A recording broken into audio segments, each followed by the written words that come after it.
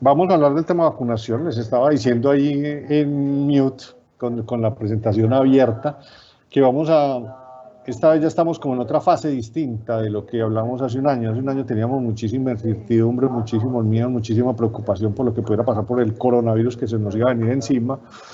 Hoy hemos pasado ya por un año unas cosas muy difíciles y empezamos, aunque con ciertas preocupaciones y cierta incertidumbre, empezamos a ver una luz al final del túnel. Esa luz es el proceso de vacunación. La primera parte de esta conferencia vamos a hablar de vacunación, haciendo quizás énfasis en algunas cosas que no son muy técnicas, entender algunos procesos y algunos significados. Y en la segunda parte, pues como les decía el doctor Juan Carlos, vamos a abrir una sesión de preguntas para contestar las dudas que tengan de vacunación, pero también de diagnóstico de tratamiento que tengan problemas. Ahora es muy posible que sean más las preguntas porque hay más incertidumbre sobre la vacunación y menos sobre los tratamientos y sobre los diagnósticos, pues porque ya llevamos un año lidiando con esta pandemia, conociendo los pacientes, conociendo el tema del diagnóstico y conociendo el tratamiento y sus limitaciones. Pero el foro va a estar abierto para cualquier tipo de preguntas que tengan, incluso también las de prevención.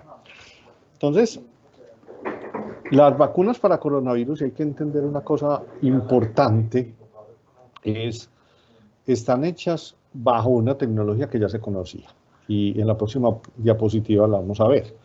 Esa tecnología va a utilizar un lenguaje, como puede haber personal médico y no médico en esta charla, vamos a utilizar un lenguaje que pueda ser entendido por todos, ¿no es cierto? Esas vacunas utilizan una proteína que se llama el receptor, el dominio de unión al receptor, que es donde el virus se une, es en la parte del virus, una proteína que se une a las células de las vías respiratorias de las personas, ¿no es cierto?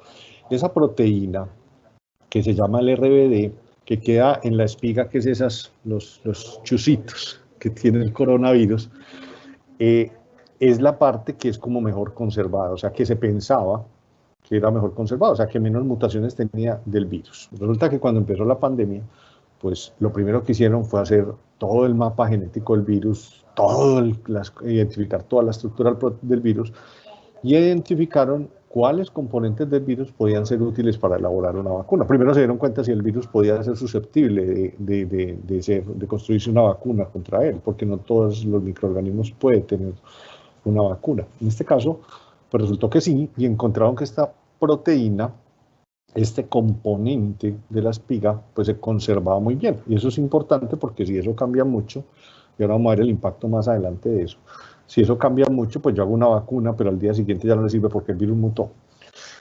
Entonces identificaron esa parte que era tan bien conservada, que no tenía tantos cambios moleculares, y la identificaron como el blanco para construir esas vacunas para coronavirus. ¿Qué es lo que buscamos con las vacunas en general?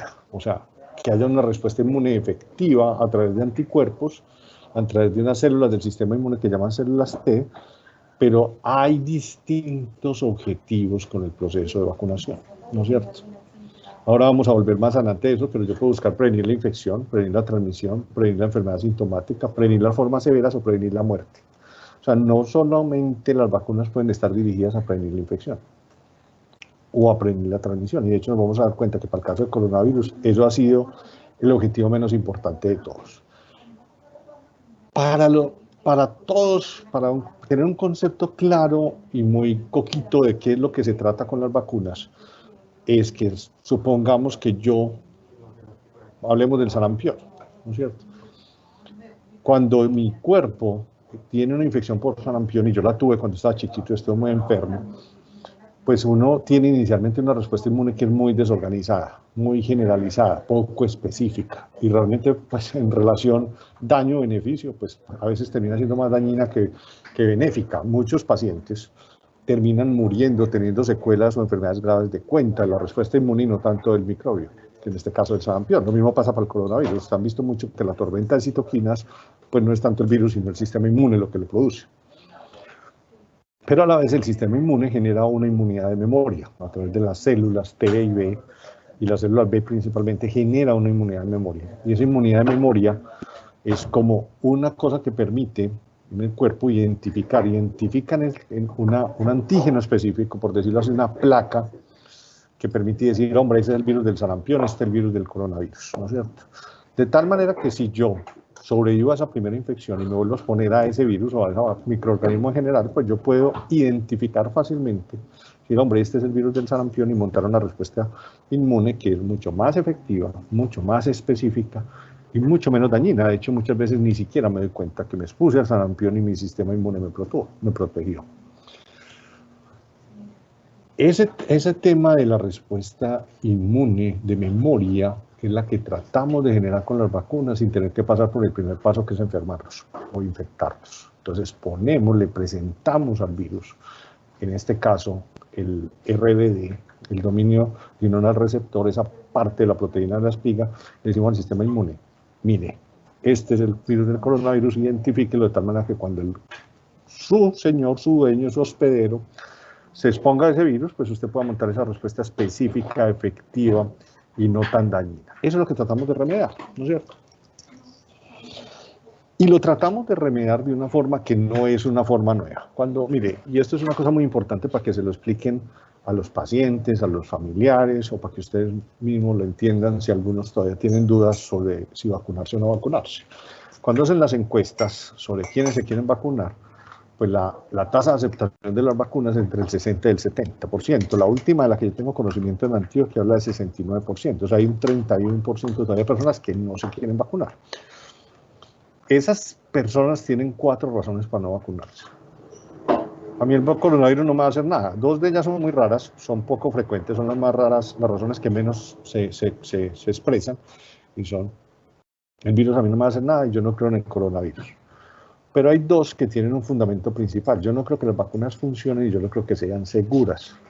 Y la gente expresa esas 2 preocupaciones frente a la vacuna porque están preocupados por la velocidad con la que se desarrollaran. Entonces, eso que lo hicieron tan rápida, eso que lo hicieron a topa tolondra, eso que se hizo a la guachafita, pues eso no, ¿cómo va a funcionar? Eso seguro tiene algún efecto secundario que yo no conozco. Entonces, ese proceso de desarrollo acelerado de la vacuna hay que entender por qué se dio para poder desmitificar esas 2 razones fundamentales. Y en eso nos vamos a concentrar en los próximos 10 minutos de la charla. Lo primero es: las vacunas de coronavirus están construidas o están hechas sobre plataformas o sobre tecnologías de vacuna que ya se conocían. Las tecnologías, las plataformas son esos del virus inactivado, del vector viral, del ARN mensajero, de la subunidad proteica. Eso ya se conocía. De hecho, pues es que vacuna la humanidad sabe hace más de como 1780 y pico, o 78, Edward Jenner hizo la primera vacuna con virus vivos atenuados o inactivados, y de ahí para adelante pues todos hemos estado viviendo durante más de 200 años, y sobre todo en los últimos años hemos tenido un desarrollo acelerado de la vacunación, y pues todos hemos estado expuestos a esas vacunas. Esas plataformas ya existían. La más nueva, que es la ARN mensajero, no se inventó para el coronavirus, eso se venía probando hace más o menos 15 o 20 años, y ya se había probado para otros. Las de ARN mensajero pues son la de Pfizer y la de Moderna. Ahorita vamos a hablar un poquito de qué consiste cada una. Hay más plataformas que las que yo les muestro acá. Estas son las plataformas que el gobierno de vacunas que el gobierno ha contratado, ha comprado o ha mostrado interés de comprar. Entonces, en esta primera parte de la charla lo importante es entender que es que esas tecnologías no se desarrollaron ahora. Entonces ya estamos partiendo de una base, ¿no es cierto? El segundo parte es que es un proceso, se sigue un proceso que se hace cada año. O sea, el tema de que se van las farmacéuticas, se va Sanofi, Glaxo, Pfizer. Cada año los que fabrican vacunas de influenza se van para China cada año y miran el virus de la influenza que está surgiendo en China, lo mapean genéticamente, identifican cuáles son las proteínas, identifican además pues del mapeo genético, hacen un mapeo de todo el virus en sí, de la estructura del virus, identifican sus nuevas mutaciones y traen esas nuevas antígenos y los ensamblan en las plataformas que ya se conocen. Generalmente son virus inactivados o virus vivos atenuados. Eso ya se conoce, ese proceso. Eso mismo se hizo con el coronavirus. A principios de la pandemia fueron a China, mapearon el virus, identificaron esa proteína unión al receptor en la proteína Spike, ese dominio unión al receptor en la proteína Spike, y se los trajeron, y esta es la parte que tenemos que utilizar para el virus, que es la misma que utilizan todas las vacunas, pero las montaron de diferentes plataformas, que como les digo ya se conocía. Entonces esa segunda parte también era un proceso que todos los años se hace y que nosotros nos vacunan cada año para influenza siguiendo ese mismo proceso. Pero ahí no es donde están los mayores aceleres, por decirlo así, en la producción de la vacuna. Resulta que es que para producir vacunas se necesita mucho dinero. Entonces, pues, digamos que a una farmacéutica no le sale invertir cientos de millones de dólares en el desarrollo de una vacuna, pues para ponérsela a 3 personas o 4 personas que puedan estar en riesgo de encefalitis japonesa o cualquiera de esas cosas. Incluso pues para la encefalitis japonesa hay vacunas. Pero es mucho más rápido si yo tengo pues la decisión de invertir, si yo tengo una pandemia que está bloqueando la economía, que está encerrando la sociedad, que está colapsando el sistema de salud y que está produciendo mucha discapacidad y muchos muertos, y que tengo 7.000 millones de personas susceptibles de ser vacunadas. Entonces, la decisión de invertir es una decisión que no se toma tanto tiempo como puede ser vacunar ébola o producir una vacuna para el ébola. Y además había pues una necesidad urgente, entonces una inversión de recursos muy importante de gobiernos y de fundaciones. Entonces, la decisión, la disponibilidad de los recursos económicos, pues fue también algo que se dio muy rápido. O sea, eso no hubo con mucho tiempo para decir que no. Pero lo que realmente generó un recorte en los tiempos muy sustancial fueron los estudios clínicos. Cuando yo estoy probando vacunas y estoy metiendo 10.000, 20.000, 30.000 personas, el problema no es meter 10.000, 20.000 o 30.000 personas. Yo necesito que ocurran una serie de infecciones en ese grupo para poder saber cuánto es la efectividad. Cuando son esos estudios, a una parte de la población le dan vacunas, los médicos lo saben, le dan la vacuna y a otra parte de la población le dan un placebo, que es una sustancia inocua que sirve como de control. Entonces yo necesito mirar cuántas infecciones ocurren en esas dos poblaciones para poder comparar. Generalmente se necesitan 300, 400 infecciones, 200 infecciones. La mayoría obviamente ocurriendo en el grupo que recibió placebo. Cuando yo estoy haciendo un estudio de vacunas, para que ocurran esas 300 o 400 infecciones en el grupo vacunado, pueden pasar hasta 5 años. En el caso del coronavirus, pues es que infecciones es lo que teníamos al orden del día, pues desafortunadamente estábamos en una pandemia. Entonces ocurrieron muy rápidamente y eso hizo que estudios clínicos que se pueden demorar 5 años se hayan reducido a 2, 3, 6 meses. Esas son las razones fundamentales que explican por qué hubo un desarrollo tan acelerado. Obviamente esto está dentro de un protocolo que tienen las agencias regulatorias, la EMA y la FDA, para generar medicamentos de forma urgente, un protocolo expedito que hable es como una autopista para generar medicamentos, pero eso tampoco fue diseñado para las vacunas, eso ya existe desde hace tiempo, pues para las vacunas de coronavirus, y también existe tiempo. Entonces, esas cosas son las que explican por qué las vacunas se desarrollaron tan rápido, y no necesariamente significa que se hayan hecho de forma mediocre y que estemos expuestos. De hecho, digamos que esta vacuna, a diferencia de la influenza, la del neumococo, cualquier otra que ustedes conocen, estas vacunas tienen como 7.000 millones de auditores. Todo el mundo, los gobiernos, los medios de comunicación, las redes sociales, vigilando que si en alguna parte a alguien se le cayó una pestaña por culpa de la vacuna, entonces él mismo le da la vuelta al mundo. Entonces, digamos que eso antes nos tiene que dar como confianza en el proceso. Entonces, esas plataformas que yo les menciono que ya existían, y aquí les pongo un poquito el puntero, pues de la que más han oído es el ARN mensajero. El ARN mensajero es un material genético que sirve de mensajero, que lleva la información desde los genes a las estructuras de la célula donde se producen las proteínas. Y entonces le dice, hombre, desde un gen, le va y le dice al ribosoma, que es el que produce la proteína, produzca esta proteína. ¿Qué es lo que hacen estas vacunas? Se inyectan esos materiales, esos mensajeros se inyectan para ir directamente a esa unidad productora de proteínas y decirle, produzca esto. ¿Qué produce la célula? ¿Qué es la célula muscular? Produce la proteína de la espiga, o produce el receptor, el dominio en el receptor, esa parte de la proteína de la espiga.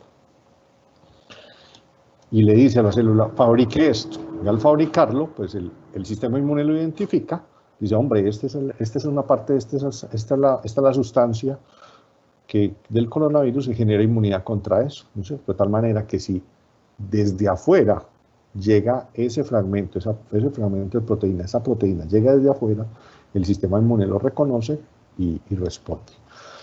Las dos más conocidas son Pfizer y Moderna. Frente a esta vacuna hay preocupación porque es que eso se me va a ir a meter allá en los genes y me va a producir algo así como va a haber un ser mutante, me va a dar cáncer, me va a dar autoinmunidad.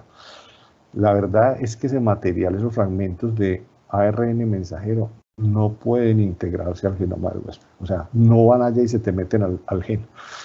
Entonces, pues realmente está como no existe como una explicación, una plausibilidad biológica que pudiera generar esas mutaciones temidas que pudieran a largo plazo producir cáncer, porque no se incluyen dentro de la materia genética, pues no en los genes, en el ADN, y no ahí te lo cambia.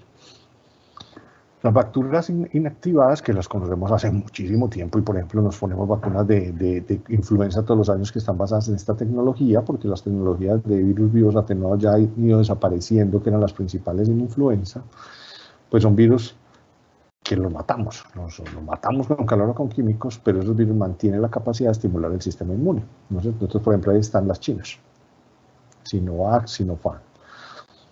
Los vectores virales son virus. Hay vectores virales que se replican y que no se replican. Las colombianas, las que compró pues Colombia, no se replican, aunque hay algunas en fabricación y en pruebas que sí son replicativas, y ahorita les explico por qué eso es importante. Generalmente son adenovirus, son virus que, aunque pueden infectar las células humanas, este tipo de adenovirus no dan enfermedad. Entonces a esos adenovirus se les pone la proteína de la espiga, la que genera la inmunidad contra el coronavirus. Se le mete allá en un proceso de recombinación, se le mete y entonces ese virus lleva esa proteína al cuerpo, se la muestra al sistema inmune y el sistema inmune genera la inmunidad. Esas son por ejemplo AstraZeneca y la de Janssen y Johnson Johnson, ¿no es cierto? Que AstraZeneca ya saben que llegó el primer lote a Colombia. Esos adenovirus no producen enfermedad, pero tienen un problema, y ahorita más adelante vamos a ver un poquito eso que se traduce, pero si en una población ha habido mucha exposición frente a ese vector viral, pues podría haber inmunidad, y esa inmunidad contra el vector viral afectar como la efectividad de la vacuna, ¿no es cierto? Ahorita miramos eso cómo se traduce en los estudios. Y finalmente la subunidad proteica, pues le presentamos la proteína, solamente la proteína, se inyecta la proteína con un vehículo, y esa es por ejemplo una que se llama Novavax, que todavía pues no la ha comprado el gobierno colombiano, pero que sí ha anunciado que la va a comprar, pero además son más del 60% de las vacunas que se están desarrollando, las que todavía no tenemos por ahí en los titulares de prensa. Esa es como la hepatitis B, ¿no es cierto? En hepatitis B nosotros presentamos una parte, al vacunar, ¿no? Nos vacunan con una partecita, con una proteína del virus. Entonces el sistema inmune lo identifica. Estas son las que ha anunciado el gobierno que va a comprar, ¿no es cierto? Este es Pfizer, Moderna, con sus nombres genéricos y la plataforma que utiliza. Y estos son los intervalos entre dosis. Y acá en esta parte es donde me voy a detener un poquito. Estos intervalos, digamos que son algo en materia de construcción, y se han dado cuenta de los cambios que han existido. De Pfizer, por ejemplo, se ha visto que pudiera haber menos efectividad en mayores de 65 años y se ha postulado la necesidad de una tercera dosis. Pero por otro lado también se ha visto, y ustedes probablemente ya a algunos les tocó, que las personas que tuvieron infección por coronavirus pues hacen una respuesta inmune muchísimo mejor, muchísimo más potente con una sola dosis. Entonces el gobierno colombiano tomó la decisión de ponerle una sola dosis a los que tuvieron infección previa por coronavirus. También se ha hablado de aumentar el intervalo de tiempo, ¿no es cierto? Ahorita miramos la efectividad clínica con algunos de los ejemplos. Con Moderna yo no estoy al tanto de modificaciones en los intervalos y en las dosis, pero con Sinovac, por ejemplo, se ha dicho también que con aumentar el intervalo a 56 días podría ser que la efectividad clínica de la vacuna fuera mejor, y de hecho el gobierno colombiano le elevó una consulta al laboratorio productor en China para saber si debería modificar el intervalo de 21 a 56 días. Johnson Johnson solo necesita una dosis, y en general con todas, incluyendo la rusa y la AstraZeneca, se está evaluando la efectividad de una sola dosis, ¿no es cierto?, de la vacuna. Y de hecho, por ejemplo, ya hay estudios que muestran, y ya vamos a hablar de estos desenlaces, pero para enlazar la idea, que con una sola dosis, por ejemplo, de Pfizer, se protegería el 89% de la población para formas severas. Entonces, entramos aquí en los desenlaces. ¿Qué es lo que, cuando hablamos de efectividad clínica, qué es lo que se está evaluando? Tenemos que efectividad clínica, lo que sale en las noticias en todas partes, que el 95%, que el 50%, se refiere a todas las formas sintomáticas. Y todos los estudios además evaluado como objetivos secundarios la efectividad para protección de coronavirus severo, que básicamente es hospitalización y muerte. Vamos a hablar un poquito de esa última parte. Todas tienen protecciones con los esquemas completos casi cercanas al 100% para formas severas y para muerte, de las que están en el panorama pues, de las compras del gobierno colombiano. Hay una que nos genera incertidumbre y es la de Sinovac, porque Sinovac, pues, digamos que los estudios de fase 3, que son los que nos hablan de la efectividad, tiene estudios de fase 2 que son de seguridad, que habla de muy buen perfil de efectos secundarios, pero fase 3, que nos dice efectividad, no ha sido publicado, todo ha sido de comunicados de prensa, de informes de laboratorio, pero nada ha sido en un proceso de publicación en una revista indexada, pues como nos gusta, como nos da confianza, en general el proceso científico de publicación de resultados. Entonces tenemos mucha incertidumbre. Brasil, por ejemplo, dice que la efectividad para las formas severas fue 78%, pero no entiende detrás del comunicado que liberaron, que esto fue el Instituto Butantan, que tanto fue, por ejemplo, eso impactado por la cepa P1, ¿no es cierto? O sea, sí, no, en todas las áreas donde está P1, pues que es una de los mutantes, una de las variantes. Por ejemplo, también comunicados de prensa que yo me atrevo aquí a replicar porque fueron comunicados de prensa, pero publicados pues en Nature, que es la revista más afamada de todas, habla de una efectividad para formas sintomáticas muy variable, ¿no es cierto? De 50% en Brasil al 91% en Turquía. Entonces hay incertidumbres porque todavía no tenemos como las publicaciones que nos permitan entender esos resultados, en qué contexto ocurrieron. Pero para el resto, hay unos estudios, por ejemplo, unas cortes ya en Dinamarca que nos dicen que la protección es del 89% con una sola dosis para Pfizer. Y lo mismo para Janssen, pues habla de 85% después de 28 días, pero 100% después de 49 días. Lo mismo con toda la discusión que ha habido con AstraZeneca, pues la protección 3 semanas después de la segunda dosis alcanzó el 100%. Formas sintomáticas, aquí es donde vemos la variabilidad. ¿Qué significa formas sintomáticas? O sea, vacunaron esos 10.000, 20.000, 30.000 personas en la corte y lo siguieron en el tiempo. Si alguien hizo síntomas, alzó la mano y le hicieron PCR y la PCR fue positiva, usted hizo una infección. Pfizer 95%, Moderna 94%, la variabilidad que hablamos de Sinovac. Y miren esta que es de vector viral. Mire cómo cambia la efectividad según la región, por lo que hablábamos. Puede que en Sudáfrica haya más anticuerpos contra ese vector viral y eso afecte la efectividad de la vacuna para las formas sintomáticas. Hago énfasis en que no para las formas severas. En Latinoamérica 66%, por ejemplo. La de Sputnik, la rusa salió muy buena, 91%, y AstraZeneca es la que más, junto con Pfizer, la que más rápido ha liberado resultados, y hay un montón de cosas distintas, ¿no es cierto? Había inicialmente un reporte del 70% global para formas sintomáticas, ahora la Corte de Estados Unidos, principalmente porque también hay de otros países, pero casi todos son de Estados Unidos, habló de una protección frente a formas sintomáticas del 79%. Que además no se vio modificada por la edad, o sea, fue igual en todos los grupos de edad. Por ejemplo, para Pfizer, como les decía, pues parece ser que nos pierde efectividad en los mayores de edad. Pasó una cosa que se está verificando, que no se entiende muy bien, y es que la protección fue más alta cuando la primera dosis hubo un grupo de personas que recibieron una dosis más baja por accidente, eso entre comillas, pero parece ser que esas personas que tuvieron la primera dosis más baja y la segunda la dosis estándar, pues tuvieron una protección más alta, pero eso todavía no es un estándar porque no se entiende muy bien qué es lo que ha pasado sobre eso. Pero AstraZeneca tiene una cosa muy importante sobre la que quiero detenerme un momento, y es, hay 67% de disminución de la transmisión. ¿Qué significa? No todas las vacunas están evaluando si yo me infecto o no me infecto y si soy capaz de contagiar a otros o no. Por eso el mensaje es, ustedes que están vacunados o en proceso de vacunación, pues les han dicho, se tienen que seguir cuidando, ¿no es cierto? Y con mascarilla y todo eso.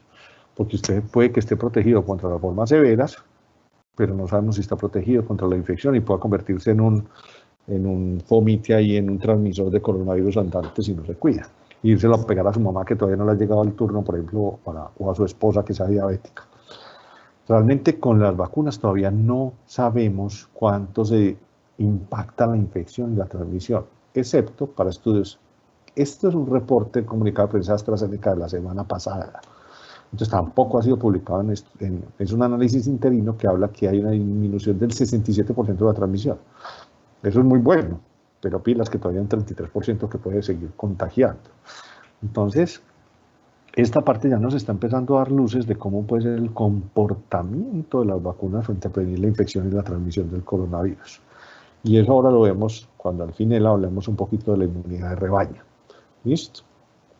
Eso es cuanto a la efectividad y entender que cuando estamos mirando efectividad no estamos mirando en general riesgo de infección y de transmisión, sino síntomas, severidad y muerte.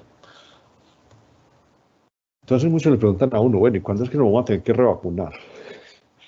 Esto es un concepto del Comité Asesor del Reino Unido de Vacunación. Habrá que vacunarnos nuevamente. Ellos dicen, vacunémonos en septiembre o octubre y hagamos revacunación anual. No sabemos por qué, pero pensamos que es conveniente hacerlo. ¿Qué es lo que pasa? A ellos les preocupa la temporada de invierno y les preocupa que eventualmente se pudiera perder la inmunidad como pasa con influenza y pues pudieran haber nuevas olas si se descuidan. Entonces es preferible vacunar e invertir esa plata que tener otra vez nuevamente olas de coronavirus. ¿Por qué dicen eso a pesar de la duda? Pues hombre, ellos dicen, hay variantes circulantes que pueden hacer y pueden surgir variantes de escape que haga que la inmunidad se pierda o que no sirva la protección de las vacunas y no sabemos cuánto dura la inmunidad de la vacuna. Entonces, en medio de esa incertidumbre, pues es mejor, como por un principio de precaución, es mejor vacunémonos anualmente. ¿Y qué es lo que pasa con la duración de las vacunas, de la inmunidad? Yo no tengo un examen que me diga, hombre, su inmunidad dura 10 años, o 5 años, o un año. Yo cómo me voy a dar cuenta que la inmunidad duró, pues cuando desaparezca, ya sea por estudios in vitro o porque empiece a ver que la gente se empieza a infectar, los que fueron vacunados en las cortes. Hemos dicho, solo me voy a dar cuenta cuánto dura hasta el momento en que la pierda. Puede que ocurra 1 año, 2 años, 3 años o 10 años. Un marcador indirecto de eso es la inmunidad que dura con la infección por el coronavirus. Hasta ahora las cortes nos dicen dura 8 meses. Eso no es homogéneo, eso es heterogéneo. Alguna gente la pierde antes y alguna gente puede que le dure más. Pero hasta ahora vamos en 8 meses, porque hasta ahí es donde dan los seguimientos. Y se espera que la protección de la vacuna, pues que de hecho es más fuerte la inmunidad que genera la vacuna que la infección, dure más tiempo. Pero eso es una cosa que estamos asumiendo, ¿no es cierto? Entonces, es posible que se empiece a plantear, a pesar de no saber cuánto dura la inmunidad, que todo el mundo siga pues esta recomendación de hacer las vacunaciones anuales, pues por el miedo de lo que pudiera pasar si se pierde esa inmunidad y empiezan a haber olas de coronavirus o que la gente empiece a perder esa inmunidad. ¿Qué pasa con la seguridad? Que es otra de las preocupaciones muy grandes. Mire, las vacunas pues dan efectos secundarios y ya ustedes se dieron cuenta y se han dado cuenta con todo lo que ha salido que son extremadamente frecuentes. Más con las de RNA, ¿no es cierto? Entonces hay síntomas sistémicos, hay dolor en el sitio, que queda uno como mancado, eso fue lo que a mí me dio un poquito de anafagia, me dieron un poquito de escalofríos, no duraron mucho realmente y no tuve que tomar nada. Para las de RNA, los efectos secundarios son más frecuentes con la segunda dosis que con la primera y tienden a ser más frecuentes en las personas más jóvenes y menos frecuentes en las personas mayores de edad. En general son muy leves, la mayoría de las veces no necesitan ni siquiera tratamiento sintomático y algunos pues pueden requerir tratamiento sintomático, incluso incapacidad. Y por ahí hemos tenido uno que otro hospitalizado. Pero en general son efectos secundarios muy, muy, muy leves. Sobre eso, le pueden decir a la gente que se tome tranquilo el antipirético y el acetaminofén. Ayer me preguntaban, doctor, veas que tengo estos ganglios inflamados en la axila izquierda, eso me duele, el malestar general, a mí no me sirve el Dolex y me dijeron que yo no me podía tomar un ibuprofeno, pero yo la verdad estoy que me muero.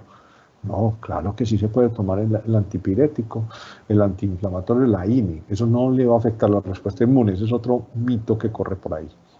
Lo que sí se trata es que no se lo tome profiláctico, como hacemos algunos cuando van a poner la influenza. En mi caso particular me fue más mal con la influenza que con la de Pfizer, pero tengo compañeros que estuvieron toda la tarde sentados en el baño, otros que tuvieron fiebre 38,5, 48 horas, otros que se hicieron brotes, o sea, ha habido reacciones y son frecuentes, ¿no es cierto? Y eso pues es un manejo muy basado en síntomas sobre el que no, lo que se necesita sobre todo con los pacientes y los familiares, pura logoterapia, ¿no es cierto? Explicarles, vea, eso no le va a durar más de 5 días, de hecho la mayoría no dura más de 48 a 72 horas. Pero una cosa que me parece muy importante son los efectos adversos serios.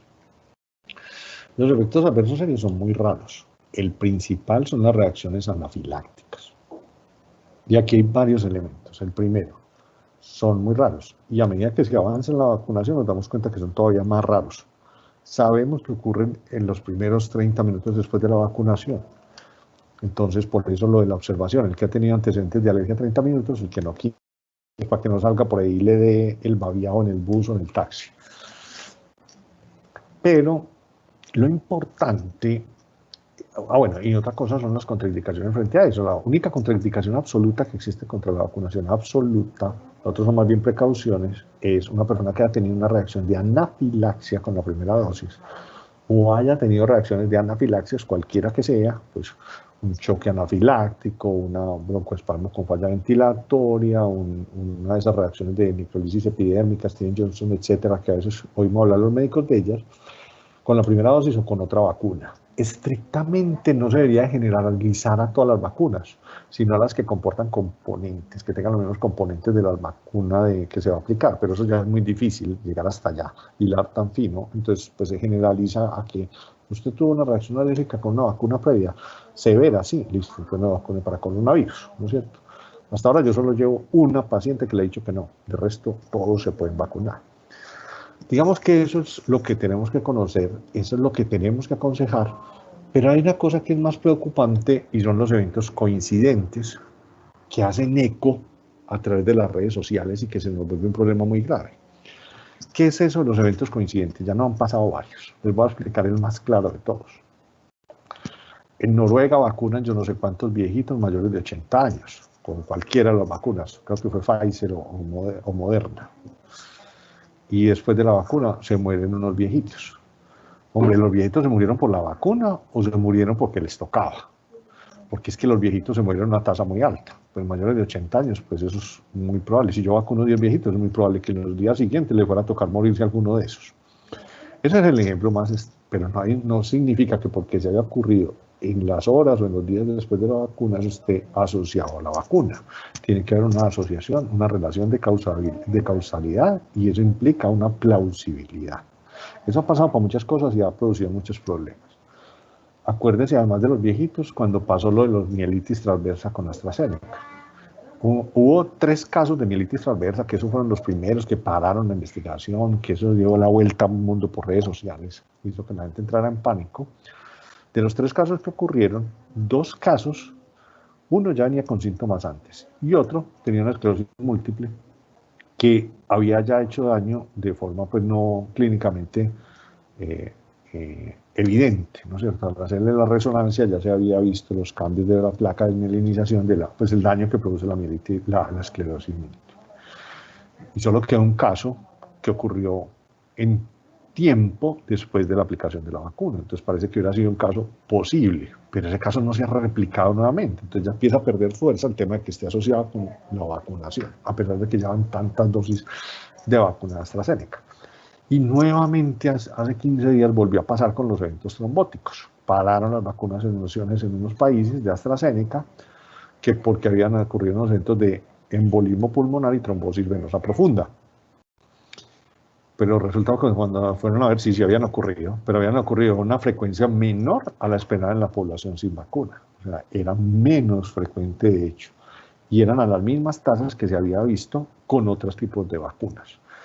Pero además tampoco había una explicación como que la vacuna pudiera producir eso. Entonces son eventos coincidentes en los cuales hacemos muchísimo eco y hace mucho daño al proceso de vacunación, porque a veces no nos enteramos qué es lo que hay que hacer, un sistema de vigilancia, reportarles, hacerle el seguimiento, hacerle el análisis, mirar si efectivamente están asociados o no, y si se repiten, y si ocurren más frecuentemente en la población vacunada que en la población no vacunada.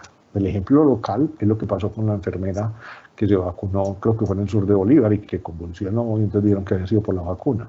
Ya se sabe que no, y que no hay ninguna asociación. Entonces hay que hacer la notificación, sí, pero no hacer la notificación a través de las redes sociales y replicarlo sin entender el problema, sin haberlo analizado y sin saber qué pasa, ¿no es cierto?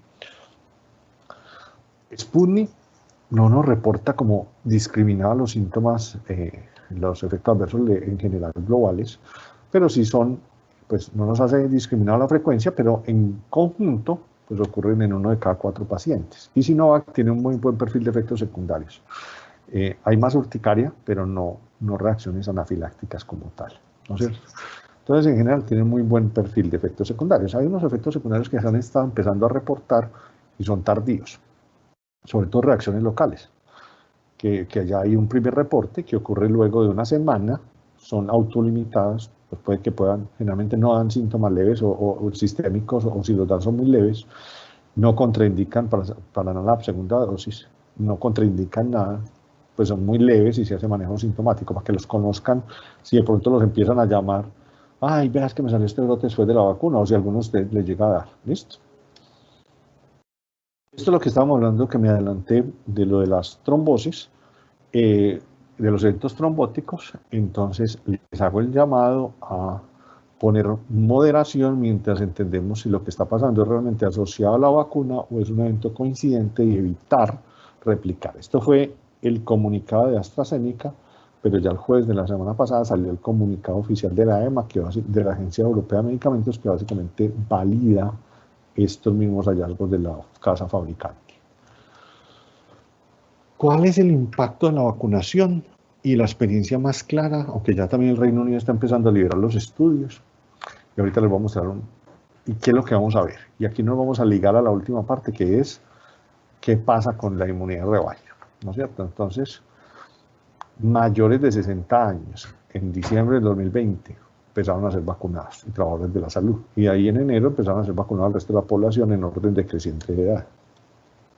Esto es un reporte publicado a principios de febrero, realizado a principios de febrero, pero publicado a finales, donde muestra el número de casos positivos sintomáticos. Mire cómo en el grupo de mayor edad caen, y ya se empieza a ver el efecto sobre el grupo de menor edad en la disminución de los casos sintomáticos.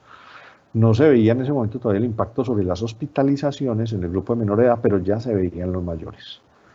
Y lo mismo pasaba para los casos ya más severos que iban a las unidades de cuidado intensivo, que eran estos, o los casos moderados a severos, que eran los hospitalizados que requerían hospitalización. Entonces, y algo parecido se ve ya en el Reino Unido. Esta es la vacuna de Pfizer, este es Pfizer y este es AstraZeneca. Lo primero que hay que entender, antes de pasar a esto les cuento los resultados. Este es un estudio que se llama Casos sin control, entonces no nos da valores absolutos, sino que nos da algo parecido como a los riesgos. Y aquí nos muestra cómo en las personas después de la primera dosis de Pfizer, cómo cae el riesgo de infección a la mitad, en el 0.5. Y después de la segunda dosis cae al 12.5 casi, un 13%.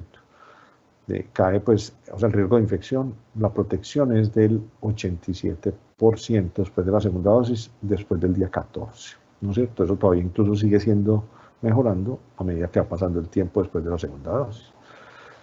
Fue cuando aquí ellos empezaron primero Pfizer y después AstraZeneca, entonces acá comparan la primera dosis del uno y del otro, todavía no llevan al momento de hacer este análisis, no habían empezado a aplicar dosis de AstraZeneca, pero mire cómo se caen los riesgos de infección con ambas vacunas después de la primera dosis. ¿Listo?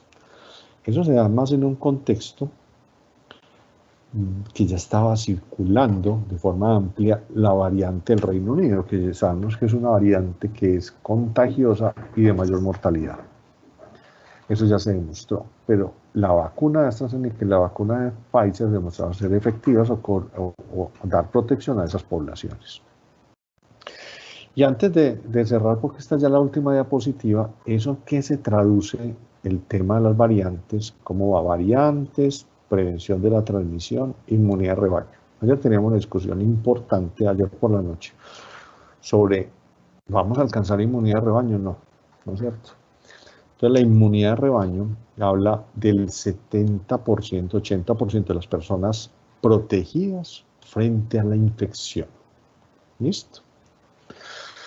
Para ¿Y yo por qué tengo que alcanzar ese 70-80%? Porque si yo tengo una persona que tiene el virus, está infectada, va por ahí por la calle sin mascarilla ni nada, está súper enrumbado, borracho, lo que sea, y empieza a toser y a botar virus para todos lados, pues si hay 80% de personas protegidas frente a la infección, pues ese virus no va a encontrar un número suficiente de personas a quien infectar para que la transmisión se sostenga a niveles pandémicos en el tiempo. Ese es el concepto de la inmunidad de rebaño. Entonces la transmisión no se va a lograr sostener y va a caer a unos niveles muy bajos de transmisión, porque no hay suficientes personas susceptibles.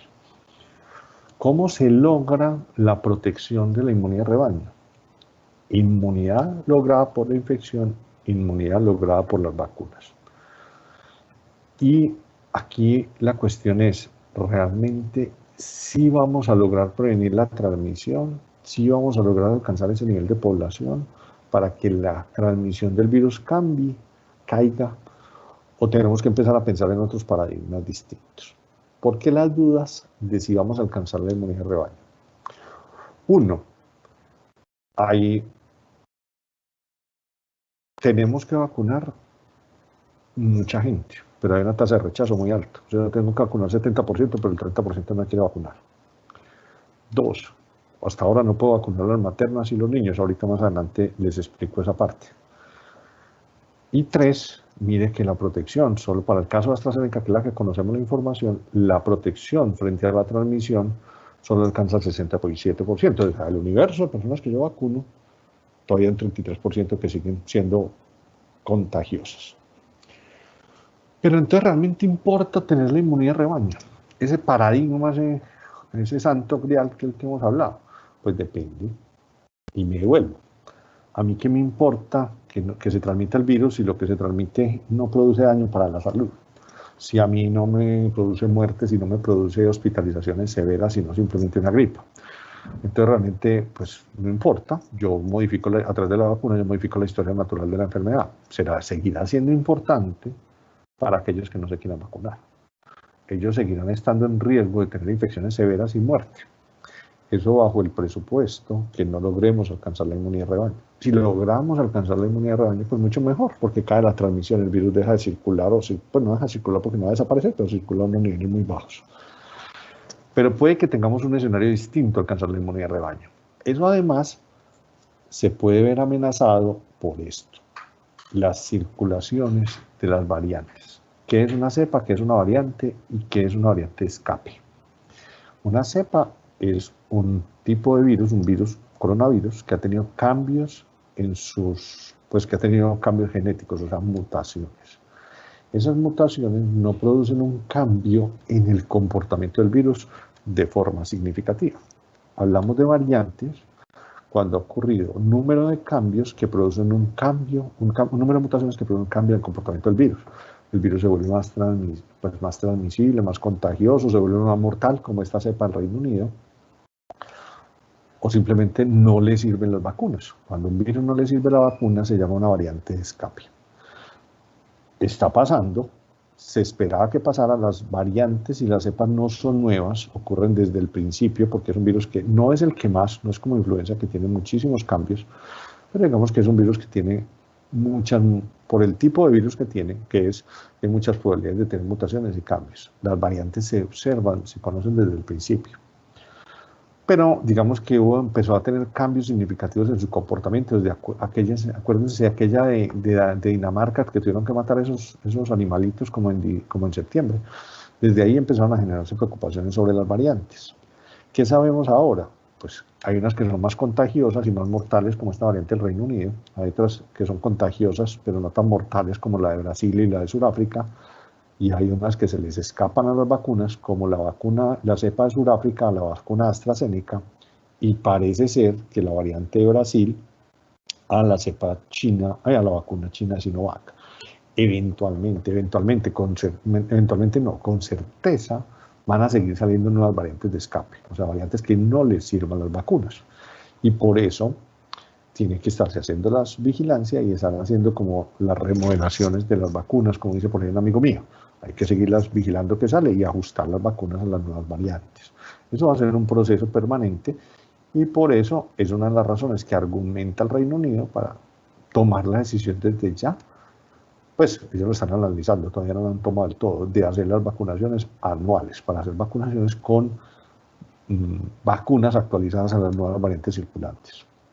Eso también puede amenazar la inmunidad de rebaño, ¿no es cierto? Si hay muchas variantes de escape, es muy difícil pues, que logremos tener una inmunidad global. Además, esas variantes de escape, así como se le escapan a las vacunas, se le pueden escapar a la inmunidad que produce la infección, que es lo que pasó, por ejemplo, con la cepa de Brasil, que se llama P1, en Manaos.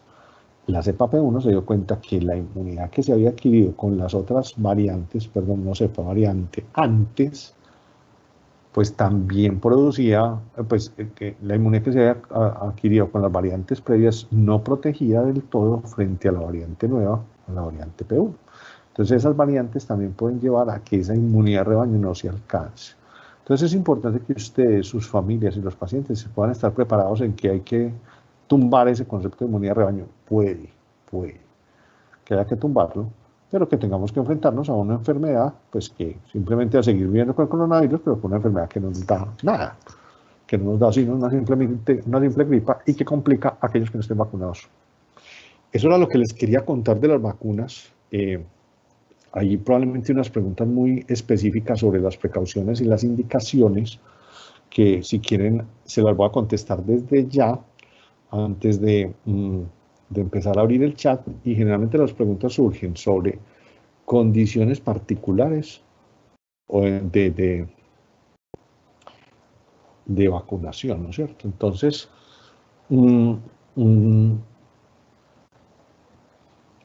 se pueden vacunar las personas que han tenido alergias a otras sustancias distintas a vacunas, llámese penicilina, llámese diclofenaco, llámese dipirona, llámese el pelo del gato, llámese la alergia alimentaria. Sí se pueden, así sean severas. Se pueden vacunar, no tiene que haber una alergia con la otra. ¿Que es que yo estuve en la unidad de cuidados intensivos por una alergia a la penicilina? Sí se puede vacunar.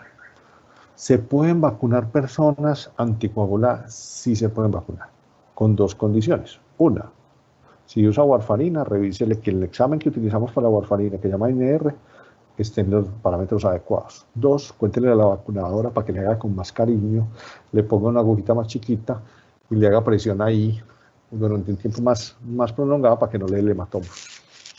¿Se pueden vacunar las personas inmunosuprimidas? Sí, pero algunas de ellas pueden tener un momento particular en el que deban vacunarse. Me explico. Si una persona está trasplantada, se espera hasta que pasen cuatro meses después del trasplante para ponerle la vacuna. Si una persona tiene VIH y la defensa está muy bajita, sería ideal esperar que las defensas se recuperen con el tratamiento para ponerle la vacuna.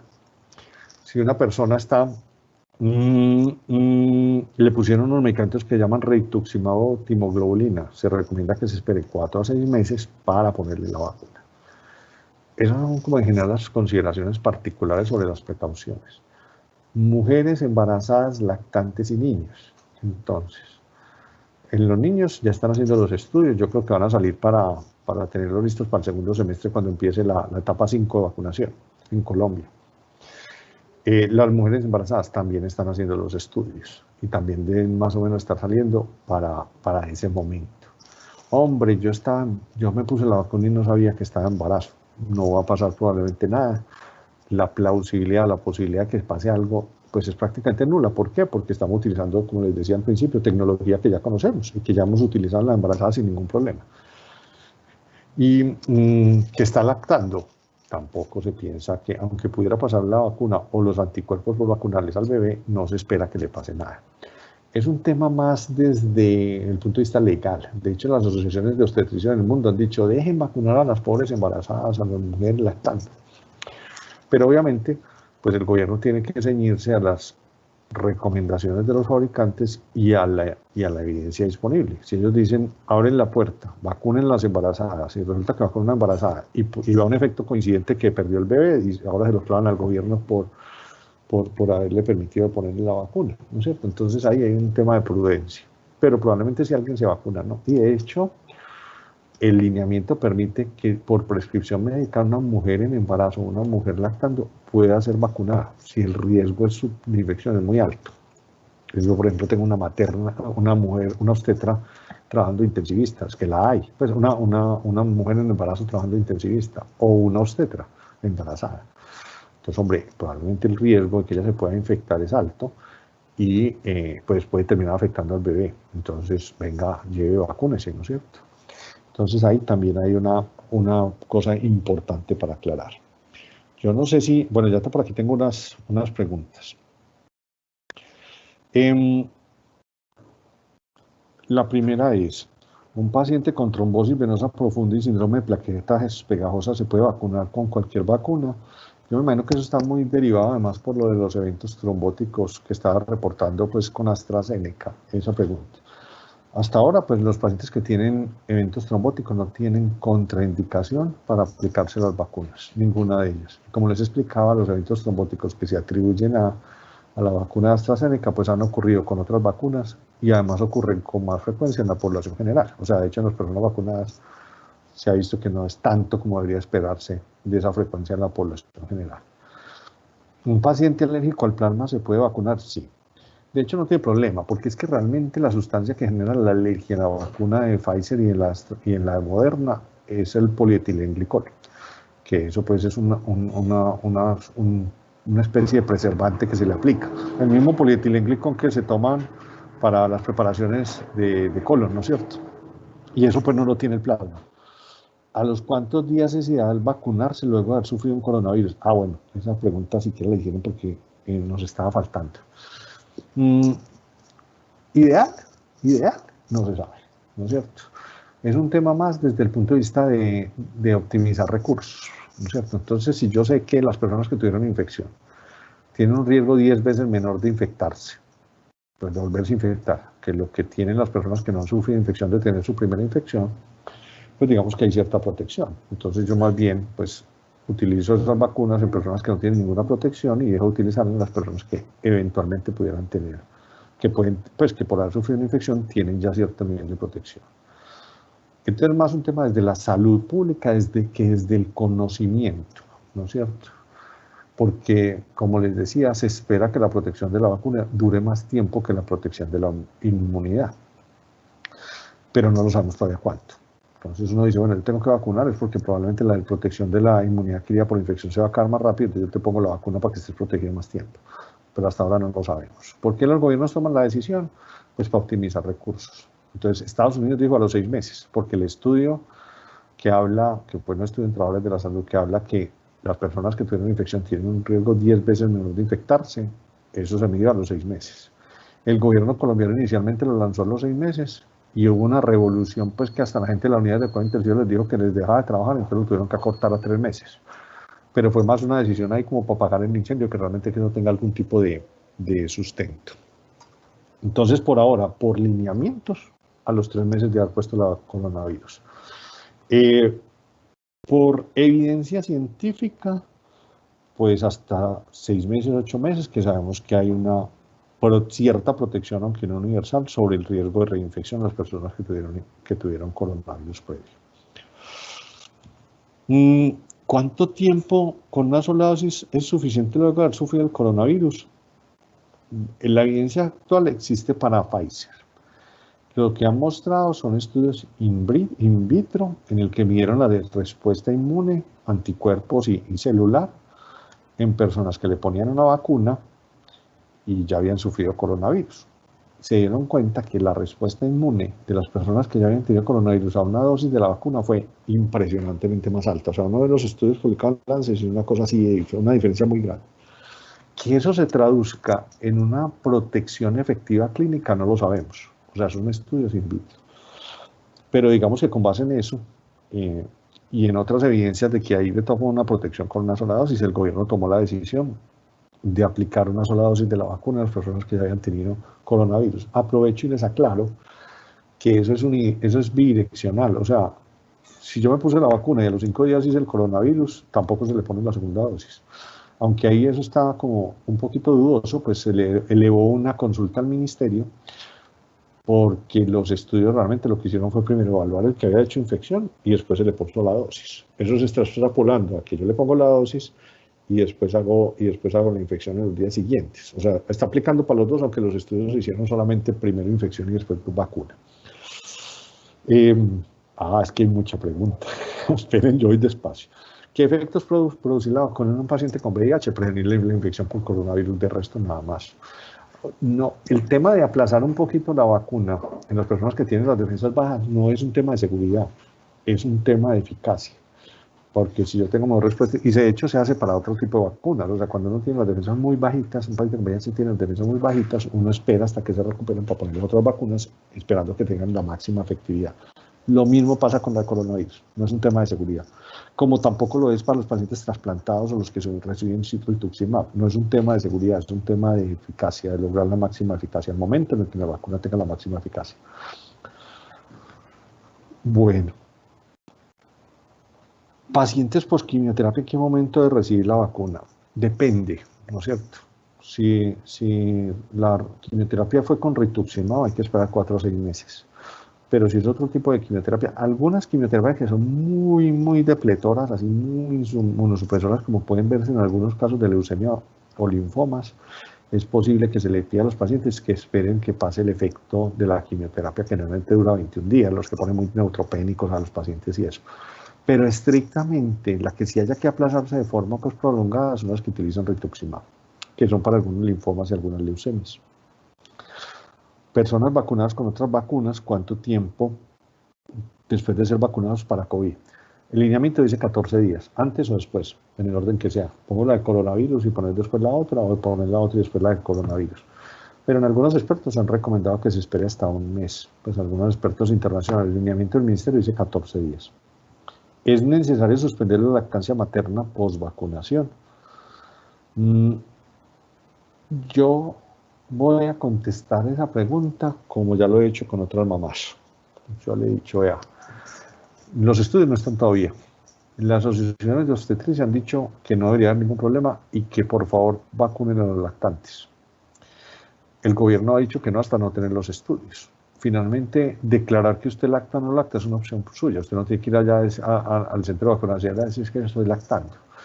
Entonces, si usted está en riesgo, porque por ejemplo, pues tiene atención de personas o con que pudieran o pacientes, etcétera, o considera que pues debe protegerse para no ir a sufrir una forma severa y que a lo mejor el bebé pues vaya a tener algún tipo de problema porque su mamá se enfermó mucho, pues se pone la vacuna y no dice que está lactando. Pero esos riesgos se tienen que asumir de forma individual. O sea, eso es una decisión propia. Como les digo, las asociaciones de obstetricia dicen que no debería esperarse ningún riesgo en las mamás que están lactando. En todo caso, no se recomienda suspender la lactancia. Si usted más bien, se quiere vacunar, vacúnese y asuma esas recomendaciones de las asociaciones de obstetricia. Si usted dice, hombre, a mí me preocupan los riesgos que pudieran existir sobre el bebé, entonces mejor espere, pero no le quite la lactancia a su bebé, que eso sí es muy, muy importante. Pero en todo caso es una decisión que pasa por la mamá como tal y puede acompañarse del consejo pues, del pediatra o del obstetra. De todos modos, los estudios pues, probablemente van a resultar para el segundo semestre para el que quiera esperar y probablemente van a salir con las conclusiones de que no hay ningún riesgo como no lo hay para las otras vacunas.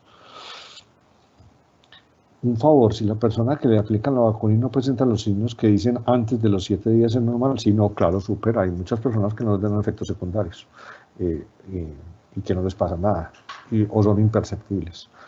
A mí la segunda dosis me dio un sueño, pues que tuve que hacer una siesta de 2 horas, pero perfectamente, como dice mi esposa, pudo haber sido cansancio y no efecto y no fatiga de la vacuna.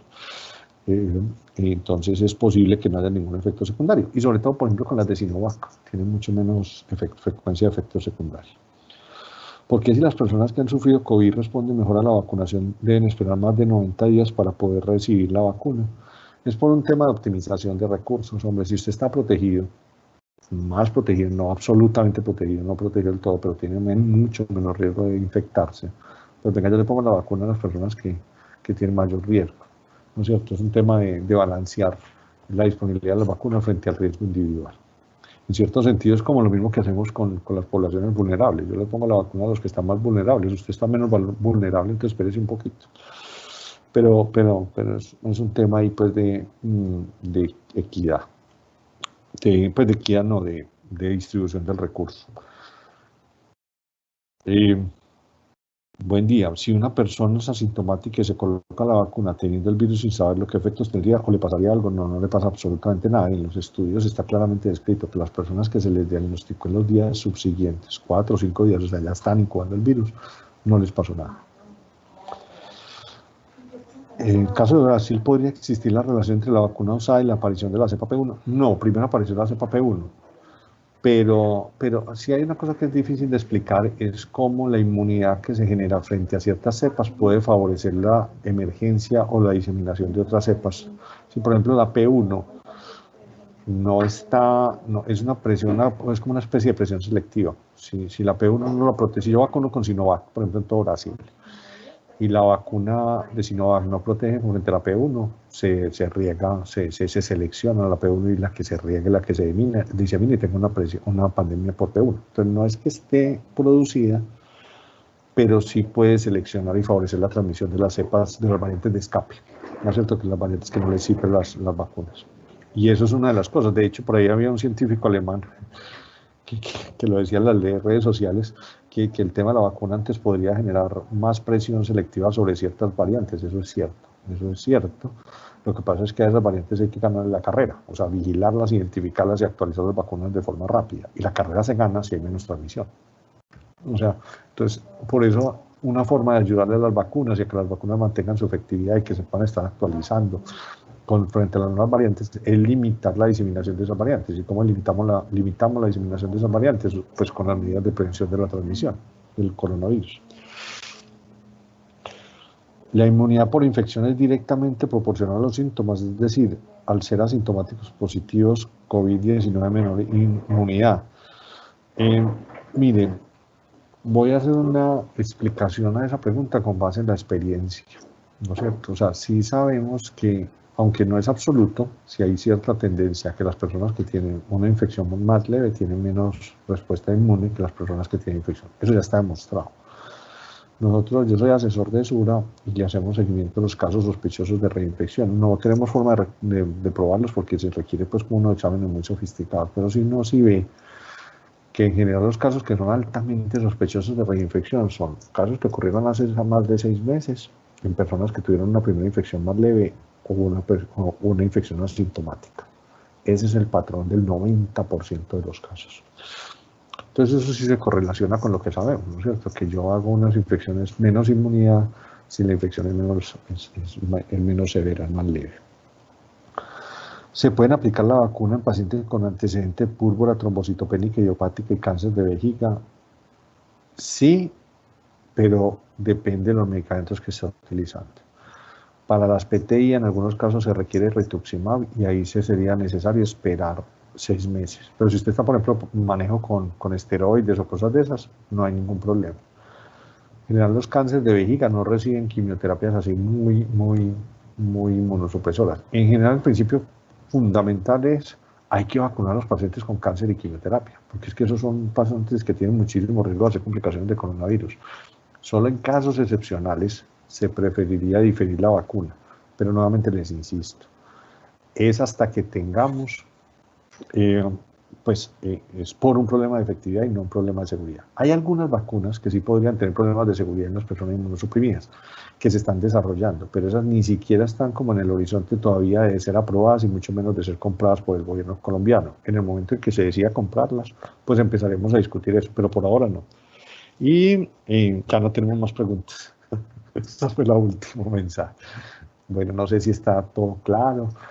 Si hay alguna otra cosa que alguien la quiera hacer oral, pues aquí en vivo, pues la idea es que podamos aclarar todas las preguntas, todas las inquietudes que ustedes tengan.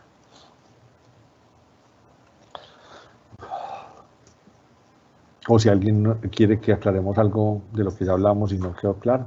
O si no, pues ya el doctor Juan Carlos o Carolina me dicen cómo procedemos.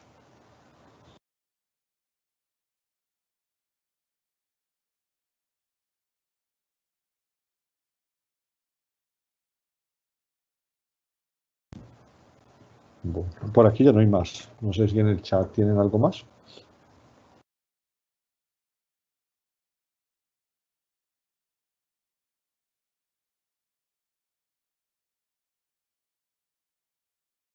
Aquí hay una última, otra más. Si una persona ya tiene sus vacunas, ¿puede ser asintomático y contraer el virus? Sí.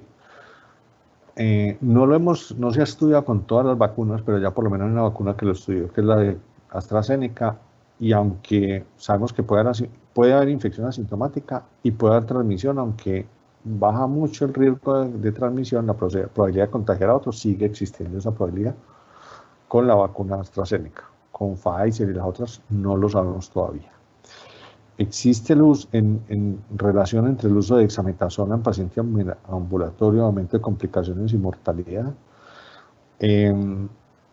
Lo que sabemos sobre el uso de la dexametasona, cuando se usa de forma, esto ya es terapéutico, esto ya no es de vacunas. Cuando se utiliza dexametasona adecuadamente indicada, o sea, en personas que requieren oxígeno, hay una disminución en la mortalidad, que fue pues el estudio que salió en New England publicado de Oxford. Pero si yo la utilizo sin necesidad, pues de tomar los esteroides tiene muchos efectos secundarios, incluyendo las dosis altas que se utilizan en coronavirus. Sangrado digestivo, riesgo de infecciones, de sobreinfecciones, incluyendo neumonías, sobreinfecciones en esos pacientes. Entonces, utilizarla fuera de las indicaciones, por lo único que voy a lograr son efectos secundarios, por riesgo de sobreinfección, sangrado, etcétera, etcétera, y ningún beneficio.